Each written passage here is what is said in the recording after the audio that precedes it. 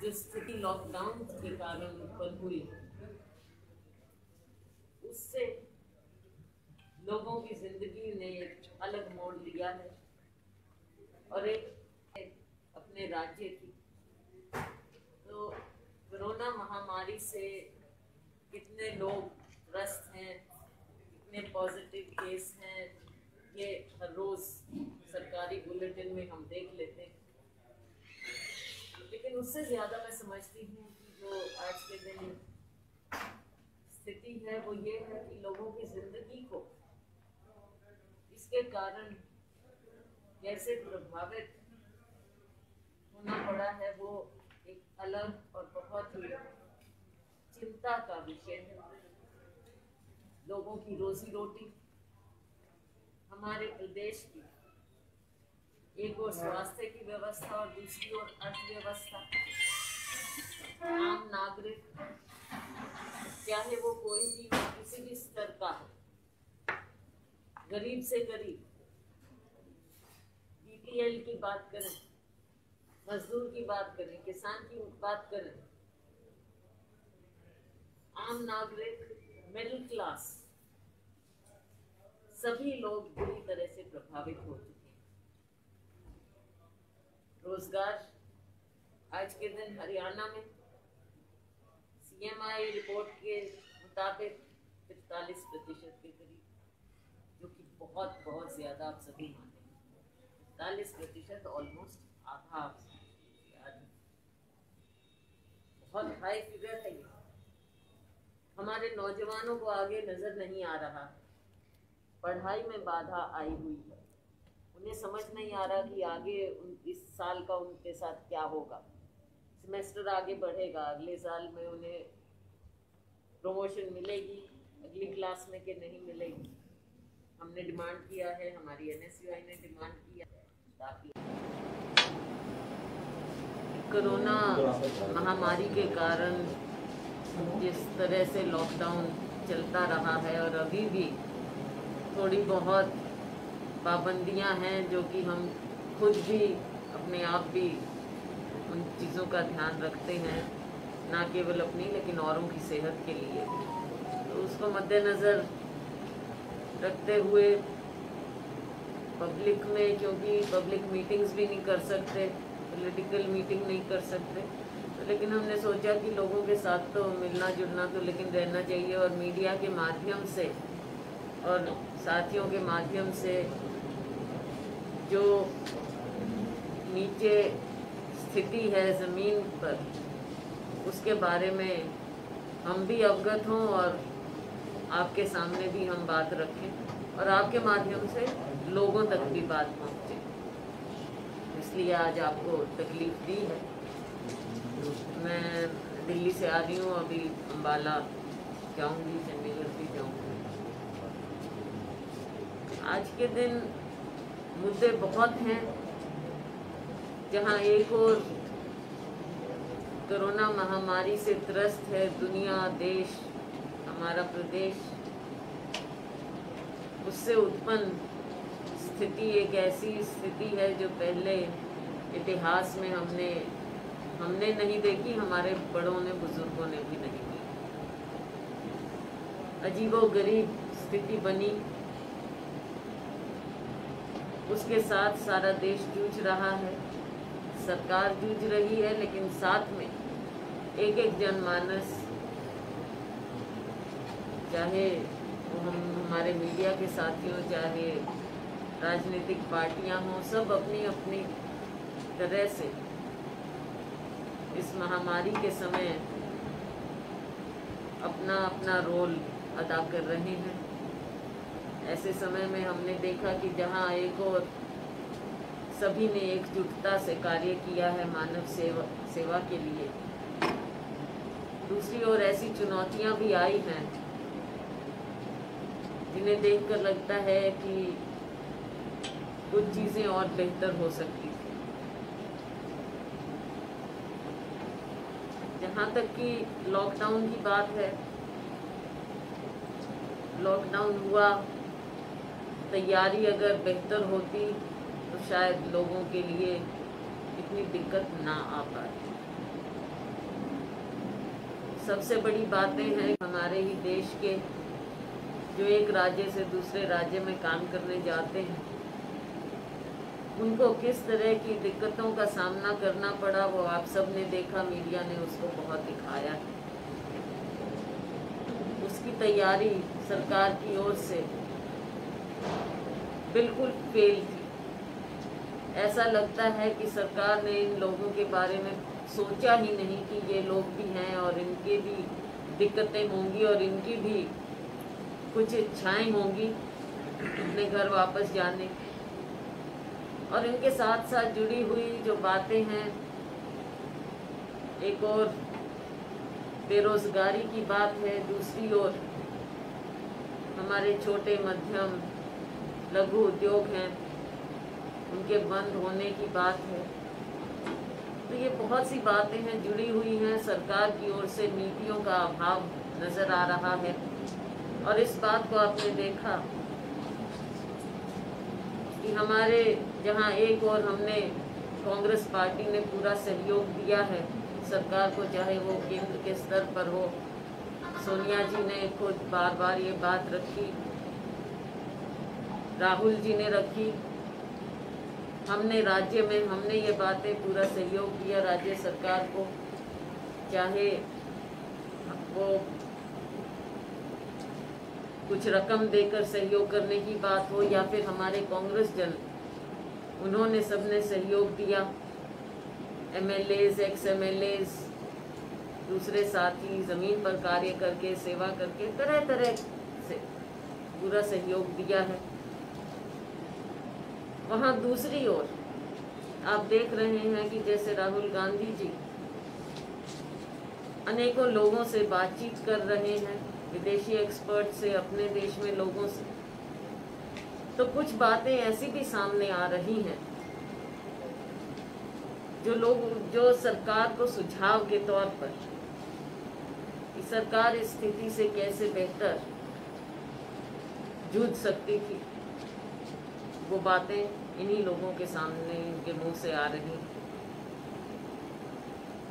जैसा कि उदाहरण के तौर पर गरीब लोगों के हाथ में सीधे तौर पर पैसा देना, उनके अकाउंट में पैसा देना, रोजगार के साधन कैसे बढ़े, आम लोगों की दिक्कतों का कैसे समाधान निकले, गरीब आदमी को रोजगार कैसे मिले, बहुत सी बातें, उद्योग कैसे शुरू हो, बहुत सी बातें। और ये सरकार की नीतियों पर निर्भर होता है। सरकार ने अनाउंस जरूर कर दिया, जैसे हमेशा करती है, पैकेज पैकेज पैकेज पैकेज। नाम हमने बहुत सुना है, अनेकों बार सुना है, लेकिन हर बार किस पैकेज का क्या हश्र होता है तो सारा देश जानता है। पिछले 6 साल में देखा है देश की अर्थव्यवस्था नोटबंदी के समय से जो बिगड़ती चली गई, GST जिस तरह से इन्होंने लागू की और इनकी जो भी नीतियां रही, अनाउंसमेंट्स के अलावा कुछ नहीं। 20 लाख का पैकेज दिया, 20 लाख करोड़ का, लेकिन उसमें आम आदमी के हाथ में क्या पहुंचा है, इस पर बहुत बड़ा सवालिया निशान है। क्योंकि जब तक आप आम आदमी के हाथ में पैसा नहीं देंगे, दुनिया के अनेकों देशों ने अपने लोगों के हाथ में सीधा पैसा दिया है, लेकिन भारत में नहीं दिया। क्यों? क्या कारण? आप केवल सपने ही दिखाते रहेंगे, पैकेज की ही बात करते रहें, आत्मनिर्भर होंगे। आत्मनिर्भर कैसे होंगे जब आप लोगों को सक्षम ही नहीं करेंगे? सपने दिखाना तो है कि इतने साल बाद इसका असर होगा, वो तो बजट की बातें होती, वो ऐसे समय, आपदा के समय की बातें नहीं होती। उसमें सीधा आपने क्या दिया? रोजगार की बात है। आपको याद होगा कि यही माननीय प्रधानमंत्री जी किस तरह से भारतीय जनता पार्टी मनरेगा का मखौल उड़ाते थे, और आज के दिन अगर हमारे ग्रामीण क्षेत्र में, ग्रामीण क्षेत्र को कोई भी स्कीम ऊपर उठा सकती है, गरीब आदमी को सक्षम कर सकती है, वो मनरेगा। आज ये सरकार भी ये मानने को बाध्य हो गई। हमने तो डिमांड किया, पिछले दिनों आपने देखा कि किस तरह से लोग इधर से उधर पलायन कर रहे हैं, कितनी दिक्कत में वो आ गए हैं। रेलवे मिनिस्ट्री का खुद क्या बदहाल हुआ, कहने को बहुत कुछ, लेकिन लोग किस तरह से तंग हुए। कभी रजिस्ट्रेशन, इतनी देर से ये सरकार जागती है, स्थिति पहले बेकाबू हो जाती है और फिर देर से जागते हैं और फिर काम करने की बजाय उल्टा विपक्ष पर हमला बोलना शुरू कर देते हैं। कैसी सरकार है? जिम्मेवारी आज के दिन सरकार की, विपक्ष सहयोग करता है। अगर विपक्ष कुछ कहता है तो उसे आप सही स्पिरिट में लेकर सुझाव मानिए, और कोई स्थिति अगर पैदा हुई है तो वो स्थिति कांग्रेस ने या विपक्ष ने पैदा नहीं की, आपके गलत निर्णयों के कारण पैदा हुई है। और हमारी जिम्मेवारी है कि उन बातों को हम उजागर करें। ये हमारा दायित्व है, हम अपना दायित्व निभा रहे हैं। हम सिर्फ ये उम्मीद करते हैं कि सरकार अपना दायित्व निभाए। जहाँ तक कि हमारे प्रवासी नागरिकों की बात है, श्रमिकों की बात है, उनका क्या हाल हुआ दुनिया ने देखा। दुनिया ने देखा कि किस तरह से छोटी छोटी बच्चियां, लेडीज, असहाय लोग हजारों हजारों किलोमीटर दूर जा रही है, साइकिल चलाकर एक बच्ची जा रही है। प्रेग्नेंट लेडीज का क्या हाल हुआ, लोगों के पांव देखिए। ये सारी मीडिया के माध्यम से, सोशल मीडिया के माध्यम से ये बातें उजागर हुई, लेकिन सरकार ने क्या किया? इतने लाख रजिस्ट्रेशन है, इतना हो रहा है, ट्रेन है, यहाँ जानी है, वहाँ पहुँच गई है, क्या हो रहा है, क्यों हो रहा है? और गरीब आदमी के साथ क्या, रोजगार क्या? हम अपने राज्य की बात लें, जगह जगह से यही खबर आ रही है कि राशन मिलना कहीं चाहिए और दे किसी और को रहे, और उसमें भी घोटाले पे घोटाले हो रहे हैं। शराब का घोटाला देख लीजिए, लिकर का। ये टाइम है क्या कि ऐसी चीजें हो? जब लोगों की सेवा करने का वक्त है तो इतने बड़े बड़े घोटाले सामने आ रहे हैं। क्या क्या कार्य कर रही है ये सरकार? और ये सवाल हम पूछेंगे, जनता पूछेगी, मीडिया पूछेगा, और सरकार को जवाब देना पड़ेगा। तो घोटाले पर घोटाले। अगर राहत सामग्री की बात होती, कौन राहत दे रहा है? हम सीएम नगरी में बैठे, आप मुझे बता दीजिए कि सरकार ने कितनी राहत दी और जो संस्थाएं हैं उन्होंने कितनी सेवा की। पलड़ा किसका भारी है? संस्थाओं ने काम किया है ज्यादा सरकार के मुकाबले। राशन की बात हो, खाना पहुंचाने की बात हो, तो ये आम लोगों की हिम्मत की दाद देते हैं। संस्थाओं की हिम्मत, अगर ये ना होते तो सरकार तो फेल हो रही। सबने मिलजुल कर कार्य किया, एक एक ने सेवा भाव से जिसकी जितनी क्षमता हो काम हुआ। लेकिन सरकार का जो रिपोर्ट कार्ड, उसमें सरकार पास नहीं हो पा रही। और ये तब है जब सबका सहयोग मिला है सरकार को। आप कहीं भी बता दीजिए, क्योंकि हम मुख्य विपक्षी हैं, विपक्षी दल हैं, हमने केवल सुझाव दिए हैं। मैंने खुद अनेकों चिट्ठियां लिखी, अनेकों चिट्ठियां, हर वर्ग की बात हमने उठाई।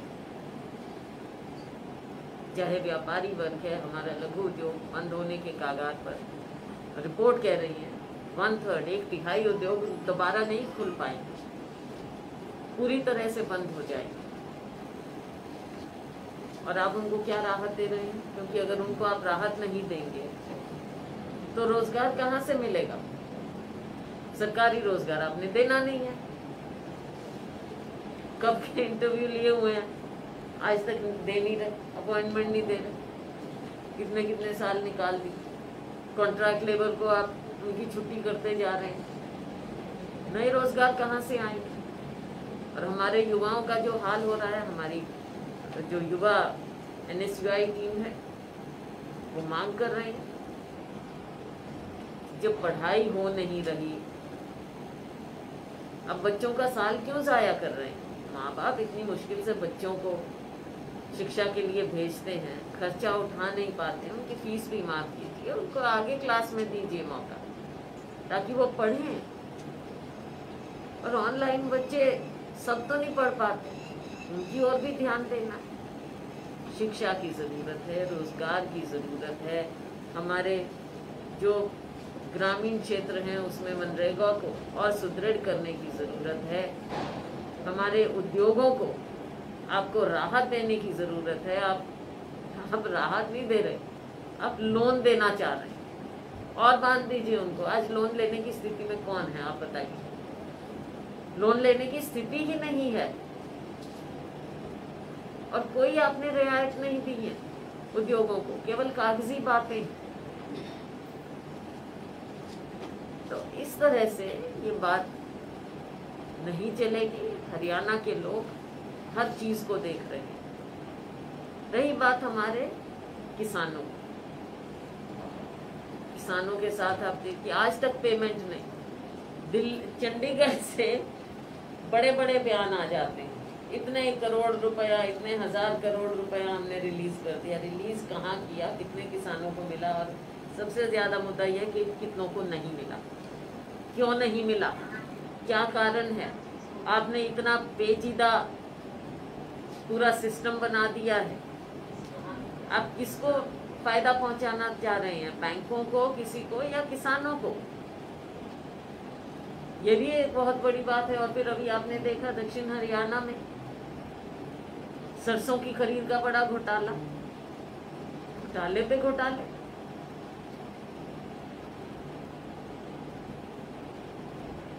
जो लोगों ने मांगा नहीं वो आप दे रहे हैं, जिसकी जरूरत नहीं थी वो आप दे रहे हैं। गोहाना को आप जिला बना रहे हैं, क्यों? क्योंकि वहां पे बाई इलेक्शन आ रहा है, इसलिए आप जिला बना रहे हो। और जो आज के दिन स्थिति है, लोगों को जो चाहिए वो तो दे दीजिए। आप आम जनता को चाहिए वो दे दीजिए, वो आप कुछ दे नहीं पा रहे। लोगों को दिखाते हैं कि आपस में तालमेल नहीं है सरकार में। ऐसी कोई बात नहीं है साथियों।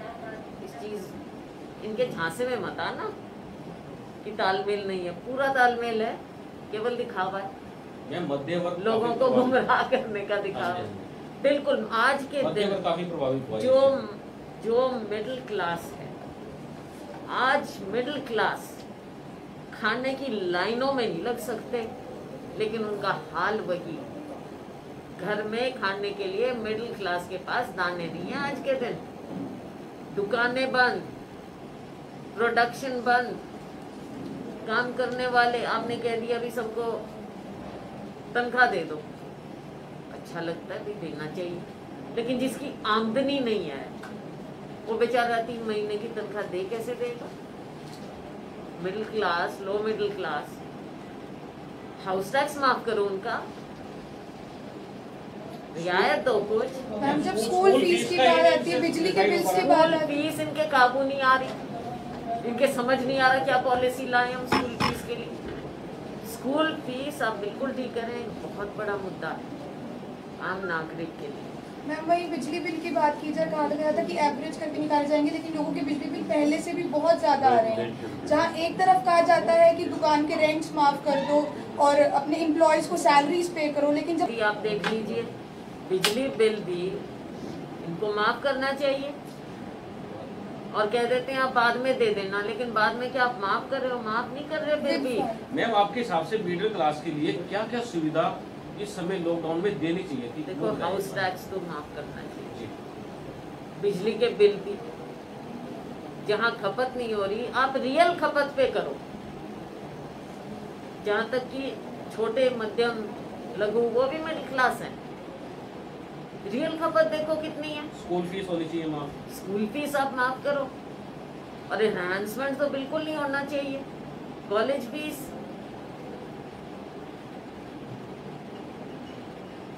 माँ बाप कैसे खर्चा उठाएंगे जब उनकी अपनी आमदनी हो नहीं रही, मैम आपको लगता है पढ़ाई हो नहीं रही? मैम आपको लगता है इस समय स्कूल खोलना उचित है या नहीं? सरकार स्कूल खोलने की योजना बना रही है। देखो इस समय में जब तक आप पूरा लोगों को कॉन्फिडेंस नहीं दोगे, आज के दिन आप कॉन्फिडेंस नहीं दे पा रहे क्योंकि केस बढ़ रहे हैं। कोई माँ बाप अपने बच्चे को ऐसी स्थिति में स्कूल कैसे भेज पाए? ये इस सरकार की आदत हो गई आनन फानन में फैसले लेना। असली स्थिति को ये समझते नहीं है, लोगों से बातचीत नहीं करते हैं, लोगों से कोई इनका आपस में कोई चर्चा नहीं, फीडबैक नहीं लेते, चंडीगढ़ में बैठ के फैसले ले लेते। और फिर जब प्रेशर पड़ता है, जनता का प्रेशर पड़ता है, विपक्ष का प्रेशर पड़ता है, फिर फैसले वापस लेने पड़ते हैं। अभी आपने देखा धान की खेती के बारे में भी यही हुआ, ये इतने 8 ब्लॉक्स में नहीं लगा सकते आप, प्रेशर पड़ा तो वापस। मैम इस लॉकडाउन के दौरान बहुत सारे मजदूरों ने अपनी जानें गंवा दी, क्या लगता है कौन कौन जो है इनके पीछे रिस्पॉन्सिबल है? वो मजदूर जिनके सिर पर हम लोगों ने अपने घर खड़े किए हैं, जितने भी बिजनेसमैन हैं वो खड़े हैं, लेकिन सरकार हालांकि कर जरूर से इन्होंने ऐसे जब लॉकडाउन किया पहले देखा नहीं, पहले से सरकार को जायजा, क्योंकि ये बात आपको याद होगा, सरकार को ये बात याद दिलाना अच्छी नहीं लगती है सरकार को जब हम याद दिलाते हैं, लेकिन 12 फरवरी को राहुल गांधी जी ने सरकार को चेता दिया था कि दुनिया में ये फैल रहा है, हमको भी देखना चाहिए, चेताया था। लेकिन इनको राहुल गांधी जी की तो और कांग्रेस की बात तो कोई पसंद ही नहीं आती, नहीं समझे। इनको तो शौक था कि ट्रंप जी का यहाँ पर स्वागत करें, भव्य स्वागत करें। इनको तो ये तो चाह रहे थे कि मध्य प्रदेश में कांग्रेस की सरकार गिराए। तो इनको लोगों से क्या था, तैयारी क्यों नहीं थी? लॉकडाउन आप कर रहे हैं, दिख रहा है कि क्या स्थिति पैदा हो रही है, तो सरकार ने क्या सोचा उसके बारे में? एक दिन रात को आप कह दें कि अगले दिन लॉकडाउन शुरू, कभी कहते हैं थाली बजाओ, कभी कहते हैं मोमबत्ती जलाओ। Do you think was it ill prepared? It was most certainly ill prepared, most certainly। आपने ये नहीं देखा कि लाखों लाखों लोग जो एक जगह बैठे हैं वो घर वापस जाना चाहेंगे क्या? आपने लोगों को विश्वास नहीं दिया कि सरकार इस स्थिति से ठीक से जूझ पाएगी। इतनी विश्वास की कमी है और सरकार की विश्वसनीयता की कमी है लोगों के सामने, लोगों की नजर में। तभी आपने देखा ना इतना इस कदर इस स्केल पर पलायन होना दुनिया देख रही। मैम हर जगह से पलायन हो रहा था, लेकिन पंजाब से काफी ज्यादा पलायन हुआ, वहाँ पर आपकी सरकार है, आपको नहीं लगता कि वहाँ पर भी वो कम? देखो ये कोई बात ऐसी नहीं है, वहाँ पे लोग इतने काम कर रहे थे, यहाँ पे कितने काम कर रहे थे, तो ये कहना कि भाई पंजाब में हरियाणा में ये कोई बात ठीक नहीं है। हरियाणा से भी उतने ही लोग पलायन कर रहे थे। और फिर रेलवे की अगर आप बात ले लीजिए, रेलवे ने कब इंतजाम करना शुरू किया वो भी आप देख लीजिए। देखिए इंतजाम तो बातचीत करके होता है, लेकिन केंद्र सरकार ने तो राजनीति खेली। पीएम फंड पे क्वेश्चन करने पे एफआईआर हो जाती है, तो मतलब ये ठीक कि मतलब पीएम फंड को ट्रांसपेरेंसी होनी चाहिए। इस देश में ये एक लोकतंत्र है, लोकतंत्र में लोगों का पैसा है, हर चीज ट्रांसपेरेंट होनी चाहिए। लेकिन ये सरकार ट्रांसपेरेंसी में विश्वास नहीं रखती। जो आरटीआई जैसा एक्ट यूपीए सरकार लेकर आई थी ट्रांसपेरेंसी के लिए, उसको भी इन्होंने डाइल्यूट कर दिया, क्योंकि ये ट्रांसपेरेंसी में विश्वास नहीं रखते, लोगों के हक में विश्वास नहीं रखते, जो कि जमहूरियत की जड़ है, लोकतंत्र की जड़ है, उसमें ये विश्वास नहीं। मैम, जो शराब घोटाला हुआ है उसमें SCT भी बनाई गई है, आपको लगता है कि उसको और अच्छे तरीके से जांच होनी चाहिए या मुख्यमंत्री जी को उस विषय पर बोलना चाहिए? सिंस उसमें मतलब जो कोलिशन गवर्नमेंट है उसके फॉर्मर MLA भी एक्यूज हैं। बात ये है कि हमको तो कोई विश्वास है नहीं और ना जनता को विश्वास है। इस सरकार में पहले भी SIT बनाई गई, कुछ उसका आज तक रिजल्ट नहीं निकला। तो जब तक जुडिशियल इंक्वायरी नहीं होगी तब तक इन एजेंसियों का कोई मायने नहीं है। आई वॉश है, एक दूसरे के साथ दिखावा कर देते हैं, दिखावा है और कुछ नहीं। हर तरह के स्कैम, उधर भी स्कैम हो लिया, मैंने बताया सरसों घोटाला और स्कैम ही स्कैम और पेंडिंग ही पेंडिंग है। मैम, करनाल के सांसद संजय भाटिया की प्रेस कॉन्फ्रेंस जहाँ पर उन्होंने कहा कि लॉकडाउन के दौरान या कोरोना महामारी के दौरान जो अभी भी जारी है उसमें मैं करनाल में तो उसको क्या कहना चाहिए? सिर्फ सोशल मीडिया पे जो है विपक्ष दिखाई दिया, इसके अलावा कहीं उसने एक और चीज की। मंत्री पद के देखते हैं लेकिन वो जीतते हैं। संजय भाटिया एक्यूज्ड रणदीप सुरजेवाला ने ब्लेम रणदीप सुरजेवाला ने उसको ब्लेम किया कि ही इज फ्रस्ट्रेटेड। देखो, ये उंगलियां हमारे ऊपर उठा के अपनी कमजोरियों को, अपनी खामियों को नहीं छिपा सकते।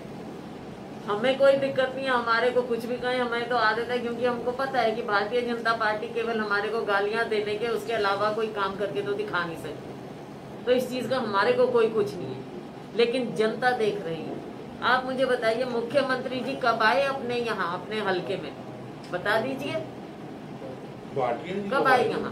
भाटिया जी वो कितनी बार आए, कितनी बार आए यहाँ के सांसद, कितनी बार आए? सोशल मीडिया चला रखा है, उसी में रहते हैं, वो कहते हैं मेरा सोशल मीडिया चलता है, मैं उस वो तो नुमाइंदा है ना, चुने हुए नुमाइंदा है, वो अपना काम कर लें, विपक्ष की क्या जरूरत है? विपक्ष फिर क्या बोलेगा? लेकिन आज के दिन विपक्ष बोल रहा है, मीडिया बोल रहा है, क्योंकि असलियत दिखानी पड़ रही है। मैम, अब कांग्रेस की आगे की क्या प्लानिंग है? बड़ौदा चुनाव को लेकर, उपचुनाव को लेकर आप क्या समझते हैं? बड़ौदा में कांग्रेस जीतेगी, धड़ल्ले से जीतेगी। ये चाहे कैसे ही पैतरे अपना लें, जैसा मैंने कहा जिला बनाना इसीलिए बनाया है गोहाना को, और कुछ नहीं। आज एकदम कोरोना के बीच में है, मुझे बताओ कि क्या कारण था कि आपको एकदम गोहाना को जिला डिक्लेयर करना पड़ा, साथ में हासिल भी कर दिया। Political stand?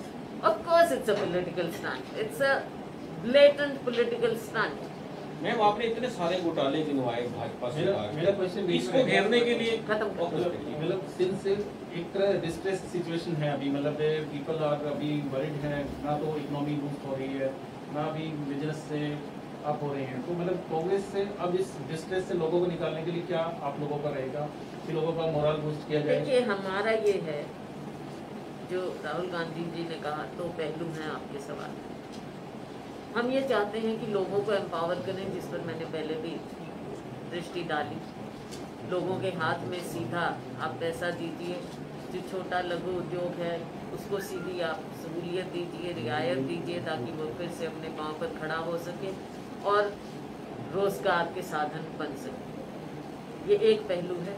दूसरा ये है कि कांग्रेस मुख्य विपक्षी दल होने के नाते हमारे नेता सोनिया जी, राहुल जी के दिशा निर्देश से जमीन पर जहां जरूरत होती है, हालांकि हम समझते हैं कि ऐसे समय में हमको लोगों को भी जोखिम में नहीं डालना चाहिए, लेकिन जमीन पर भी उतरना पड़ता है, तो वो भी हम करते हैं मीडिया के माध्यम से, सोशल मीडिया के माध्यम से।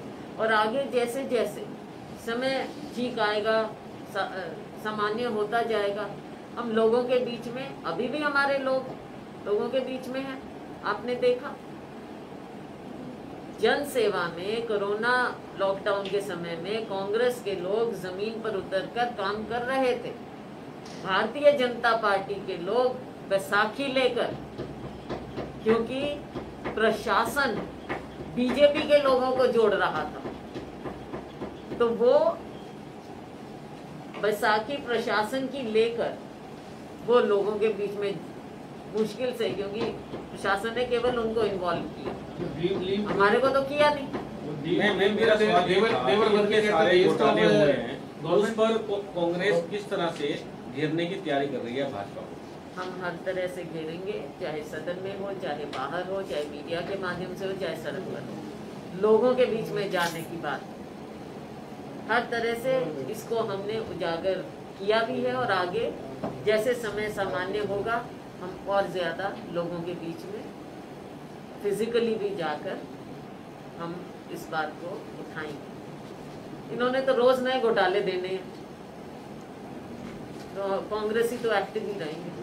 ये महामारी एक्ट हट गया, सुविधा जी उसी दिन अगले दिन 24 घंटे में देखना आपको। नहीं, आपको लगता है कि सरकार मुख्यमंत्री चला रहे हैं या ब्यूरोक्रेट्स चला रहे हैं, दोनों में से कौन चला रहा है? देखिए, आज के दिन जो लोगों के सामने आ रहा है, ऐसे लगता है कि ब्यूरोक्रेसी हावी है। माननीय मुख्यमंत्री जी जो यहाँ के हमारे नुमाइंदे भी हैं, वो शायद इन बातों को न समझ रहे हैं, वरना अगर इस तरह की बात होती तो ऐसा नहीं होता कि बार बार फैसले सरकार ले और अगले दिन वापस लेने पड़े। तो या तो उनकी अनभिज्ञता है, या वो जमीन से दूर हैं, या फिर जैसा आपने कहा कि ब्यूरोक्रेसी सरकार चला रही। मैं विधायक जी यहाँ से शमशेर सिंह मोदी जी कांग्रेस के, इन्होंने बहुत सारे एलिगेशंस लगाए हैं अभी कुछ समय पहले। इन्होंने प्रमाण दिया है, इन्होंने प्रमाण, एलिगेशन नहीं लगाया, प्रमाण भी दिए हैं, प्रमाण के साथ जी, कहा है। उस पे अभी तक क्या हुआ, उस पे क्या रणनीति सरकार हर